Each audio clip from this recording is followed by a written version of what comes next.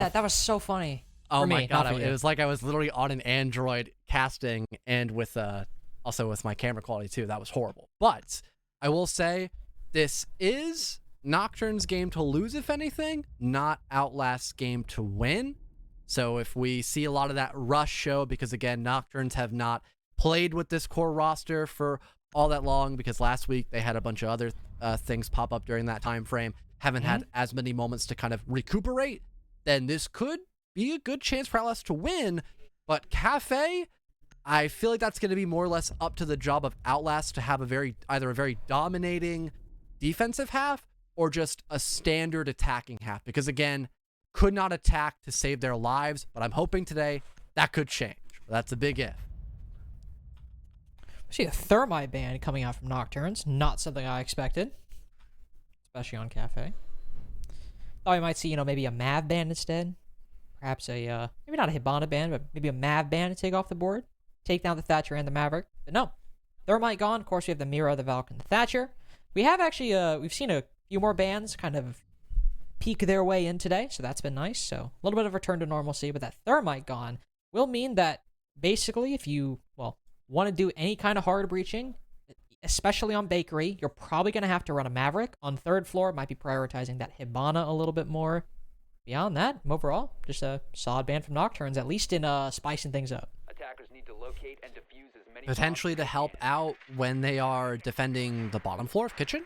Thermite's not that bad of an operator if you want to go for a direct Bakery take, but we're probably not going to see this Thermite ban really be all that fruitful until maybe they're on the defense and they're not going to have to worry about it. But for the time being, Outlast, dub on the defensive side and looking to start out on Reading Room with the same old common extension you see all the time. Looks like we might have someone actually play aggressive near either Bathroom or Pixel as well. So this top floor contention going to really be make or break for Outlast, especially if they lose somebody early on. They might have to go for a fallback earlier than what they had probably expected. We'll see what they decide to end up going for. Also where Nocturnes opt to push from. Of course, you'll likely see them start out over on that Christmas cigar side. Start making their way across Long Bar, trying to clear the players out from Cocktail. And we'll see. There we go. Deployable shield placed very late, but not just somebody playing in Bathroom, somebody playing all the way up in Pixel. Playing behind some of those ADSs, and hopefully further on, maybe in Rooney Gate, some more utility as well. Hoping to maybe see somebody coming up red right now, but nobody there. Instead, Lackey sees a Rooney playing inside a dining with a very well-placed drone, albeit one spotted by the defense. Eventually destroyed too, so that information will probably dry up later on, but Incel game is still looking quite fine for Nocturnes. They detect Athena, I would assume. If not, then they will most definitely detect him now, but oh, nope, doesn't look like Sledge has any idea about that, but Athena is going to miss some vital shots, and Nyx will actually survive and can maybe utilize those kill holes to his own advantage because it does have the angle against him, but doesn't want to risk that. Will just fall back, play lower in red to stop a rotate from happening, and maybe push in a mining room if he has the intel that it's currently free. Worried maybe the plot armor is failing Athena today. He misses a easy free kill right there. But he's got a shield to retreat behind and some utility to play off of next to it. The worst things have happened. Could be in an untradeable position, but he can still, once that gets destroyed, even go back in a Bathroom, go back to pallets, really anything on that Cocktail side right now. Instead, Nocturnes, they're not really focusing on him. Like, yeah, we know you're there. We're going to try to make our way into dining, get a plant down in that area, and so far, not meeting a whole hell of a lot of resistance. In fact, Poison might even going in as a Twitch smokes right next to him. First kill goes their way, though Jewel follows up with one of his own. Exod gets another. Nocturnes seem to be in a great position to put this bomb on the floor with nobody from Outlast really in a position to fight back. Atheno no longer upstairs. Both him and Tra fall. Jewel joins them in the grave. The Poison drops all the way down to that bottom floor. Blank a little bit alone right now, or hoping to get some support from the Jaeger playing over on the bottom of red stairs. He instead walks un-ADS'd right in front of Laundry, and both Slothy and Lackey take their ones and their freebies. First round goes Nocturne's way, as got some initial map control, and then quickly put the bomb down inside of dining. Yeah, they noticed how much was extended into the normal place up near the back of Cocktail, and instead they just figured, well, we could probably clear out the one person in Pixel and just hold off the cutoff angle the way no one can play for Vert to stop anyone pushing from Train, and then we can just go hop into site and go for a plant. And despite the fact there was a smoke on the board, multiple nitro cells, we didn't really have anyone directly try to stop the plant from going down after Poison won the first opening duel, and because all the default positions were still locked down by the offense, there really was nothing to stop them from running the round once the diffuser was fully confirmed to be on the floor. So Nocturns taking a very straightforward round win, and now they have to try their best on the attack heading into Double Kitchen, with that range breach being opted off of the Habana. Now onto an ace, potentially opting for more of a direct take, especially now the sledge is being swapped off onto a Flores 2 Carter. And right now, they also don't have to worry about any kind of hard breach denial coming out from Outlast. So even if they, wanted to go for a direct, if there were a Cade or a Mute on the board, they'd have to bring that Maverick unless they wanted to fully rely on nades, which for this site, in a direct, not something you can very easily do.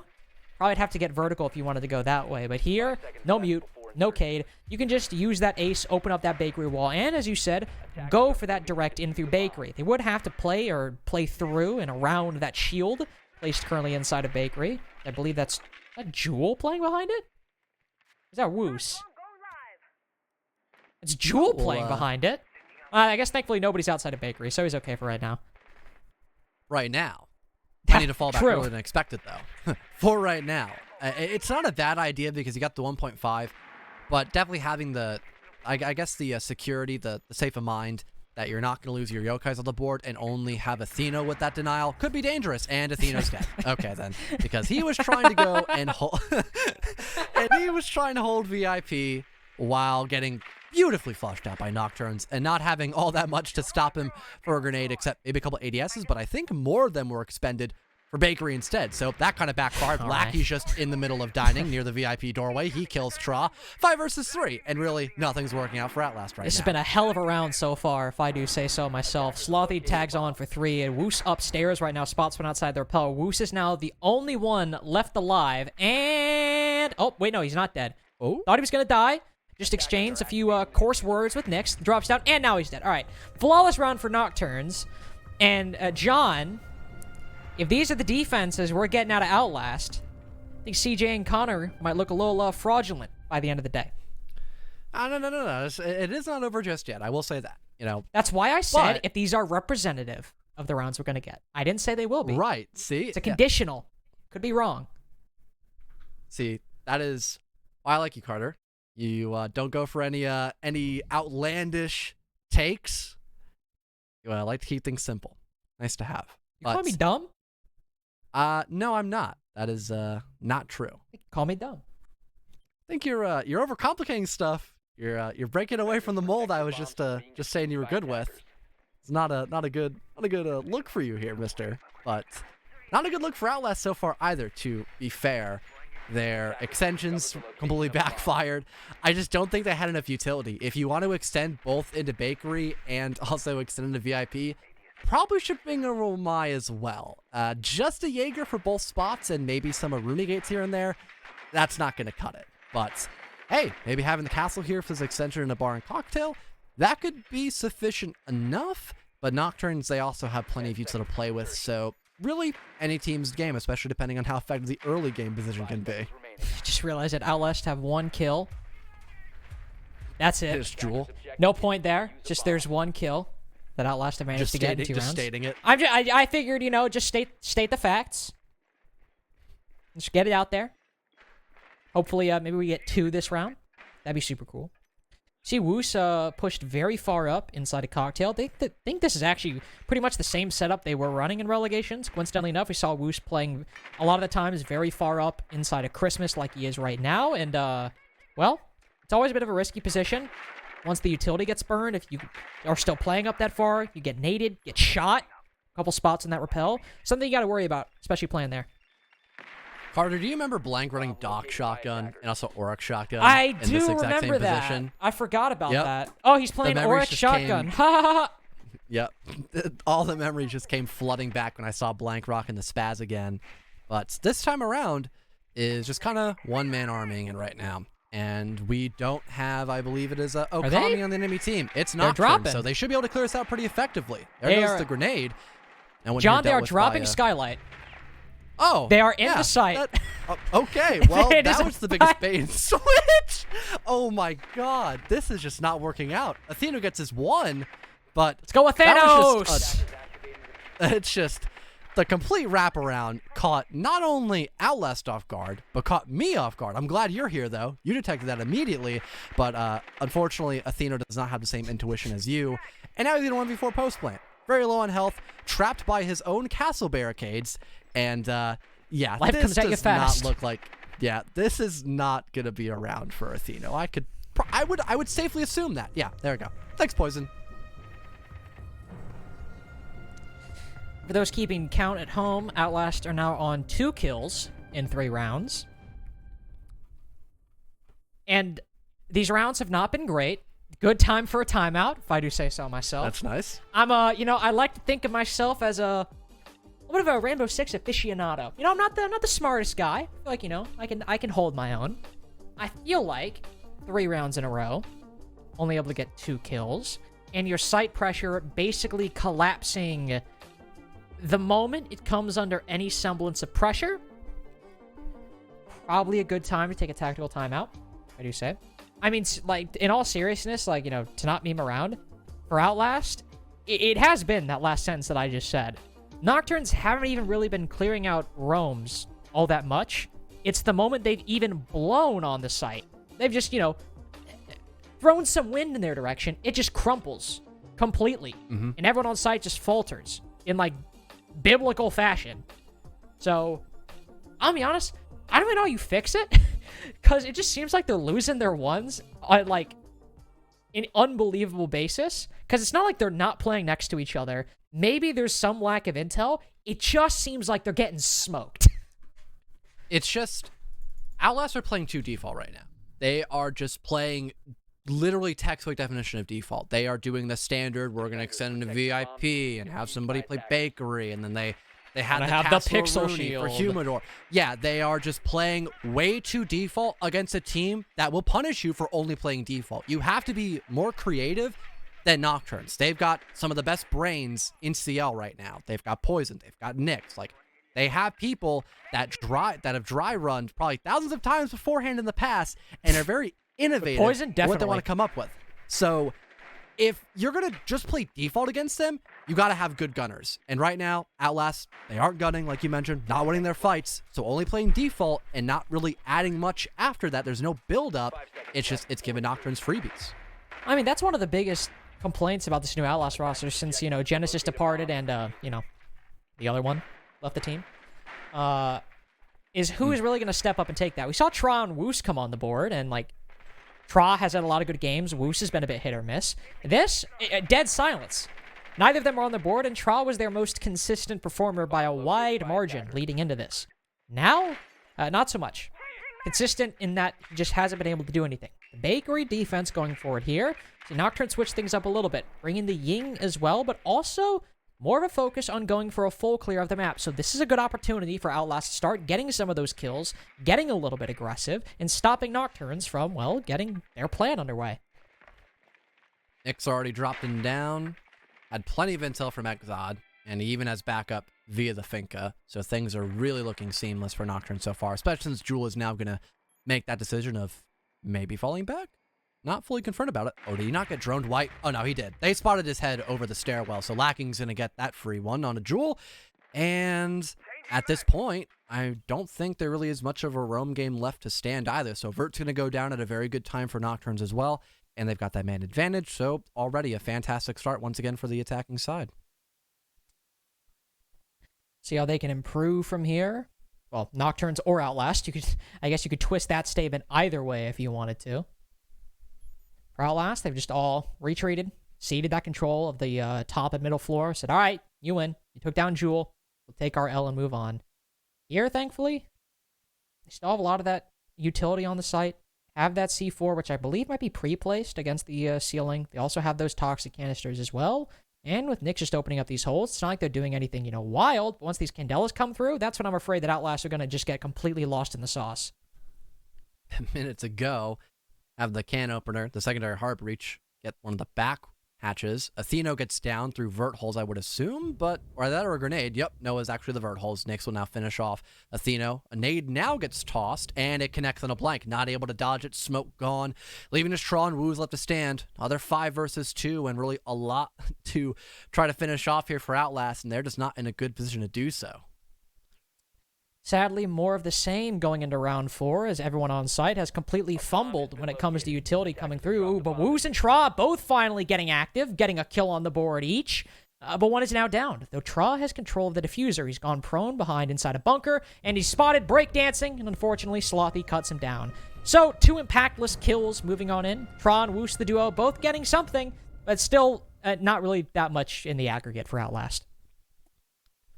So far, the timeout. Not doing all that much for Outlast. But again, it was just the default there. Even better team play for Outlast could have potentially scored a refrag. Yet it was just Jewel by himself, doing the standard thing of you either play Vigil or you play the Jaeger, you roam the top floor, and if you need to fall back, you do, or if you work a pick, so be it. And he was just really relying on the fact that Nocturns would miss drone, which that's not a team who's going to miss drone or really miscommunicate, especially when they have their core 5 on the board. Maybe if, Filthy was there and Poison was still out in Disney, that could be a different story, but that's not the case right now. They're at their core 5. They're at their strongest point they can be at, and Outlast just don't seem to be playing in a style where that's going to really challenge Nocturns in a meaningful way. I mean, that's been proven already with the 4-0 scoreline, but at the moment, it just seems like nothing is really going to change at a right time for Outlast. I hope it does. I hope so too. 10 seconds to I'm go. going to be honest. I was wondering if I had anything else after that, but really, I don't. Seconds left. Outlast just has provided That's nothing. Nothing really to talk about other than how badly they're performing. They're not, again, I think you mentioned this earlier. Their setups, not inventive. Well, Woos might get something here. He lets not 1, not 2, but 3 players all slip by him. There we go. Spots 1. Boom! Exot taken off the board. That is something we needed to see. Outlast looking not like non-playable characters, but like actual players in the lobby. That's what we needed to see from them. Innovation. There it is. Adding a little bit of spice in life. Doesn't hurt anybody. Except maybe Exot. He might be allergic, I suppose. So flank watch gone. That can help the roam game thrive later on.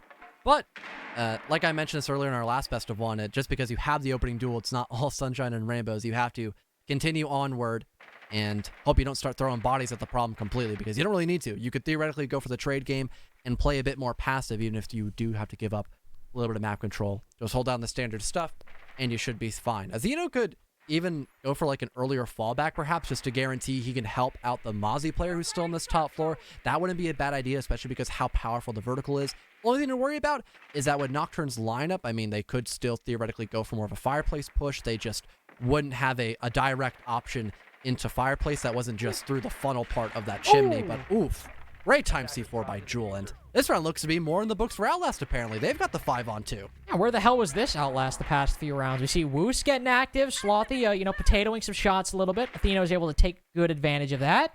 Now, they actually have done something. Atheno gets down, sure, but maybe nope, never mind, not in a position to be revived. He was on that top floor. But Outlast not getting ahead of themselves. They pre-placed that C4, hoping that somebody from Nocturns will step over it. They, too, the attack, are not trying to trip themselves up. Taking a little bit of time to get some of this utility and some of these angles opened up. And it's a go. Nade's going to miss. Still having Finka boost and a couple nades is not going to be that big of an issue for Nocturns. They could just kind of play passive a bit, still work vertical. They got plenty of time. No more nitro cells to deal with. Jewel is going to actually just ignore the nades somehow and still play in laundry. But 40 seconds left. I mean, if we have Nocturns maybe win more fight, this could potentially be it for them. They spot out Jewel, very low in HP. There's the tag team by both Lackey and Nyx. Great team cohesion, and now things are equalized for the final 30. Oh, no. I don't like where this is going, John. Like, zoinks. What are we going to do? The fuser might be dropped outside. There's only 22 seconds left. But if Lackey just checks right, this is it. The 1v2. But Tra catches him off guard. The Finka not looking. There we go. The Nyx picks up 1. Please don't do it. You almost had it. The 1v1. You let it come down to this. Tross trying to get the hell out of Dodge. He doesn't want to take the fight, doesn't want to choke the round, but as Nix peeks around the corner, he sees the head, he crouches in time. Can he land the shots? Oh, no! How do you let that one slip past? You had it! The 5v2! And you disappoint me, son! You disappoint me! Nightmare. Nix, oh my goodness. That was a great play. Man. I mean, at that point, you didn't want to get caught in Ring Around the Rosie there, so vaulting up on the mining station was a great call by Nix, but oh man, Outlast. They should have had that round. At one point, Carter, I mean, No you saw timeout it. now. You were here for me. Yeah, no timeout. Tragic, huh? Well, Tragic, oh, no man. L. Actually, no, there probably is an L coming. That was a good one. Scratch that one. I did not make that one up. That's not, I did not coin that. Oh, Attackers need to it's too locate bad. and defuse as many bombs That as is they can. something The you would sad say thing- last second on the fly. The sad thing, too, is that the time when they took their timeout, it was solid. They lost 3 rounds in a row. They looked abhorrent. And they took a timeout to try and bring that back. The problem is, that round is a chalker. That round is a mental chalker right there. Lost a 5v2 in that fashion when it came down to the 1v1. I mean, I'm sure these players have played together a lot, but especially after the terrible performance they've had up to this point, I wish they had another timeout to try and bring the mental back after that one.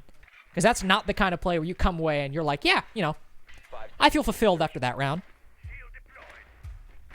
Especially after losing round 5, that's a big chalker. Woos, fantastic spawn peek. Nobody saw it coming. That's his one. Still had the roam game, be pretty strong. Just fell back at a normal time. Had nitros to play with. It was literally 5v2 going into 4v2. That should have been the win for Outlast. Yet they somehow toss it. Because they let Nokturns play together as a team, and oh man, Nix even wins the opening duel 7-1 right now. This guy is just unstoppable, and that one X factor you had to start off in the right direction, completely gone. He's now on cam duty for the next 2 minutes. Unfortunately for everybody else, again, to borrow a term from CJ, it's just been a bunch of traffic cones this entire game. I would say, hey, maybe we can see the guy playing behind Pixel, get active. Take some fights. Try and take some risks. But I'm just not confident at this point that Atheno can win them. Same with Tra. Normally, who I can always rely on to be the rock for Outlast, the one who's always there when they need him to get aggressive, get those kills, bring rounds back. I can't even say that he can show up and do it. So, what are we to do? As Nix rips open the hole on Cocktail Balcony, and Jewel goes down as well, what is going to happen in the next minute 40? Potentially Blank going for the play. That's going to convince me that Nocturnes are not about to step on match point.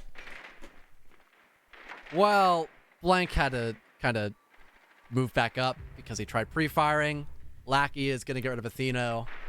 It's a 5 versus 2. Blank's off site, and Tra is... I'm not sure where Tra is, but the flash actually doesn't work out. Okay. Blank connects at least onto one. Doesn't finish off the other one with the revolver, though. Another stun comes flying in through. There's at least Tra to isolate a couple. 2 versus 2. Case now dropped. Maybe play for range. Nix is soon to fall as well, leaving just Slothy. 1 versus 2. Let's hope this one's on a throw, though. Down goes the Kaid. One more to find, but there's the swing at just the right time. And apparently Carter seemed to be a bit of a profit, as we do have the win, favoring Outlast. But really... should they have won that? All right. Okay, well, here's what I'm going to say, though, right? It is my duty as a North American Challenger League Rainbow Six commentator, when I flamed Outlast like I did the first 5 rounds, I have to flame Nocturnes for that, too. What was that? I mean, what was Lackey doing? Nix flashes the stairs, and then Lackey sprints into the flash. And dies. What was he going to do? Stab him? When he had no sight? And then when Nix tries to push up, he ends up dying later on. But then at the same time, Lackey has that odd play on White Stairs. Tra also, I said, he's the rock for this team. He's the shining light I turn to when the night is dark. He gets an incredible double kill inside a Cocktail that single-handedly brings that round back, because Nocturnes had control of the entire site. And he gets both those kills. So it was a combination of a really good individual play by Tra, and also Nocturnes pushing White in the most inefficient way possible. 10 seconds remaining. It's what I mentioned earlier, jokingly enough, it isn't Outlast's game to win. It's Nocturne's game to lose. Now, don't get me wrong. 5-1 to 6-0, not a big difference. But if the match was a little bit closer, if Outlast had won the round prior to round 6, then maybe something not to scoff at. Because after that timeout, basically smoother sailing. But also need to take consideration, Outlast are now on the attack. And their track record on this half has Incredible. not Fantastic. been Unimpeachable. Been probably the opposite of the remarks you made. Very inadequate and Some would worrisome. say impeachable. Well, yeah, maybe not the greatest wordplay, but have to let it slide. Whereas, Nocturne's not afraid to really do anything that outlandish. Like you said, I'm So, simple. Things are not looking all that fantastic for Outlast unless they've somehow overnight had some sort of miracle occur to them and their attacks are looking much better. Not necessarily overnight. They've had a solid week. Hit the dry runs, Yeah, that's true. hit the combine, get their stuff sorted out. They could certainly do it here. All right, well, 2 people drop new Balk, and Tra just gets away with it. Not how I expected this round to start, but I guess it's working out so far as he gets a 2-piece. Just, again, dropping new Balk, gets 2 kills off of it. So far, Tra has showed up for his team, and I can at least respect that. Poison hunting for this kill and just barely gets it, drops Case outside, and here's Tra once again. He's showing up. Can anybody else stand up, please? Seems to be Tra the trade man right now, able to keep his team afloat. 2 versus 3, and at least the Case has been recovered now by Outlast. They have Sledge alive, but no hard breach, so they could leave for Vert if they want to. They have the time to do that, and they've got time to drone, but they don't have a hatch drop, so they will more or less have to either work their way from reception / red stairs into, the double door leading into site, or they go for a bakery take. So either way, not the best position overall for Outlast, but they have the man advantage, and if they just take their time to drone in the final 50 seconds, things should be okay. That is true. They have still plenty of drones active. Well, 3 active, but still you can make that work in a 3v2. Exile's got 1 C4. They can bait that one out. They're looking okay. Sledge can open up this wall. Got to somehow burn through that Aruni gate. But they got a Gemini replicator and 4-8. Just throw one in there. You don't need it anymore. Now you can start making your way inside of the site. Try to do just that, but oddly enough, he's the one with the bomb. The only guy who can get kills, has the bomb. Thankfully for them, the C4 misses, though, and his nade almost lands on target. We're back at the 2v2. Exot can just spot him, and again, Tra, your top fragger, is the one with the bomb. But now Woos is in the 1v2, so he's got to try to somehow clutch this one up with little to no intel. Got some information that Exon's on the opposite side of the wall, but Nyx cleans him up. I want to emphasize again, Tra, the only one positive, the only one in that round who got kills was the one with the bomb. Well, with a minute 10, Carter, they didn't have time to give the diffuser to somebody Literally else. just switch it. Just drop it. There's a dude behind you. Tra had to be the one to I do don't everything care that if round. Tra is quite literally our Lord and Savior come back to Earth when it comes to putting that bomb on the floor. That man needs to have his gun up right now. Oh, man.